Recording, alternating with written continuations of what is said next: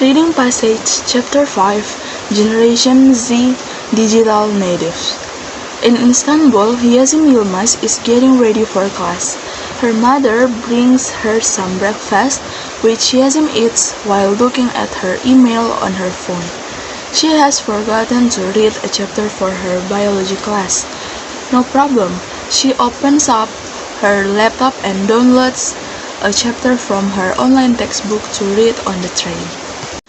On Sunday afternoon, next to his apartment complex in Seoul, Min-Ho Park is waiting for the bus. At lightning speed, he types a text message to let his friend know he's on his way.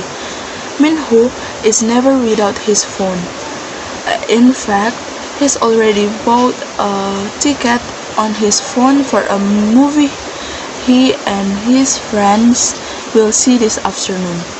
Min-Ho laughs as he checks some funny photos his friend Ji-sung has just posted online. His bus soon arrives. Min-Ho gets on, sits down, opens a game app on his phone, and puts his earphones in his ears. Most of the other people on the bus who are Min-Ho's age are doing exactly the same thing. Yazim and Min-Ho are members of Generation Z. They are sometimes called digital natives because they have grown up with the internet, mobile phones, and social media since they were children. In fact, many have never seen a VCR or a telephone with a dial. Members of Gen Z are people born between the mid-1990s and the early 2000s.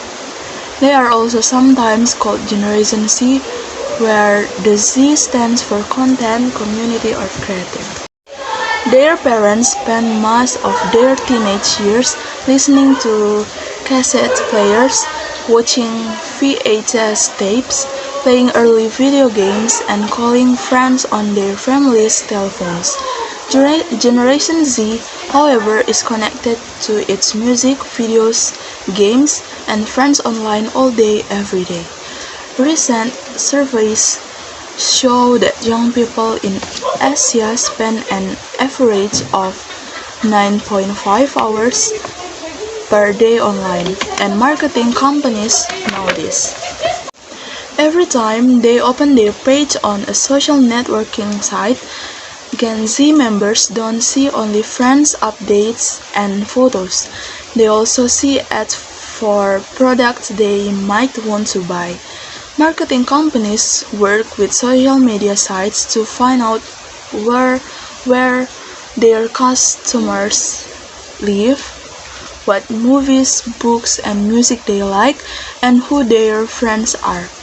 The companies use this information to show their customers the advertisements they want them to see. What does this generation think about marketing companies knowing so much about them? Are they worried about losing their privacy? Not many seem to be very worried about companies knowing how to sell things to them. Many Gen Z members are more concerned about keeping their private information from their parents.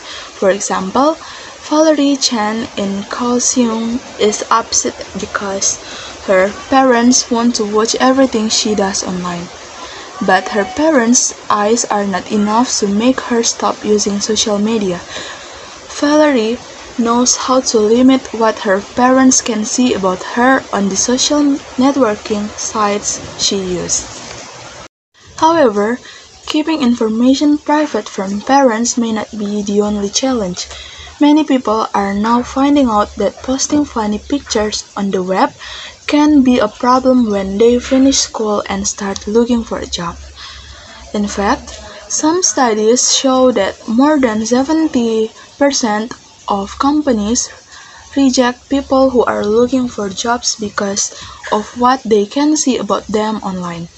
Because they grew up using social media, maybe Generation Z will be better at protecting their personal information online than the generation before them.